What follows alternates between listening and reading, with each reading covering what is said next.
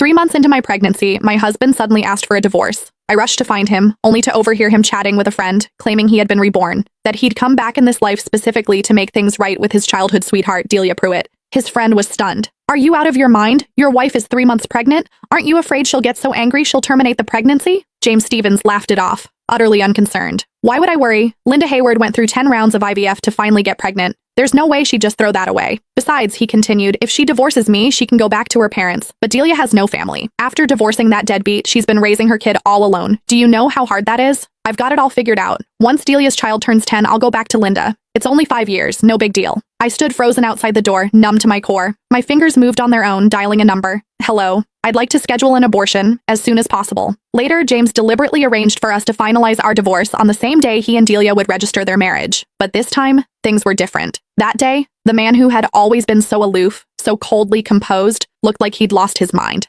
His eyes locked onto my flat stomach, his voice cracking with something close to hysteria. "Where's my child? Where's our child? You promised me you wanted to have a baby with me. Linda, are you sure you want to go through with this? After everything you went through for this baby?" My mother's voice broke over the phone and guilt twisted in my chest. She had been the happiest person in the world when she found out I was pregnant. She knew what it had cost me, a full year of choking down bitter herbal medicine, 9 failed IVF cycles. It wasn't until the 10th attempt that I finally conceived. The moment the test results came back positive, my mother had wept with joy. She believed that with a child, James and I would finally settle into a real marriage, that he would step up, become a responsible husband, learn to put family first. But today I realized how terribly wrong we had both been. The phone rang, sharp and insistent. I answered mechanically. James's voice cut through, cold and harsh. "Linda, how much longer are you going to drag this out? Even if I can't divorce you while you're pregnant, the moment that baby is born, I'm filing immediately. And let's be real, raising a child costs money. You've done nothing but sit at home since we got married, eating my food, spending my money. All you do is a little housework, that's it. No one's going to want a woman who just gave birth and comes with a brat attached. You have no income, no prospects. When the time comes, you won't get to keep the child. You won't get to keep me. You'll have nothing." Every word dripped with contempt. He reduced everything I'd given to this marriage, every sacrifice, every exhausting day, to nothing. And he called my baby a brat. It felt like a blade dragging across my heart,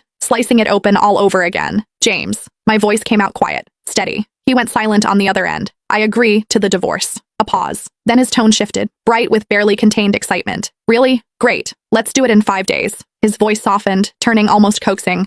"Linda, don't worry. I just want to take care of Delia and her child. I won't cross any lines. Focus on your health. Have the baby safely. I'll come visit you and the child once a month. I've already bought so many clothes for the baby. I even picked out a name." He sounded almost giddy, but my mind was already drifting, detaching from his words. In that moment, I knew I had truly let him go. A soft chime broke through the haze, a text notification. My gaze dropped to the screen. "Dear Ms. Hayward, your abortion procedure is scheduled for 3 days."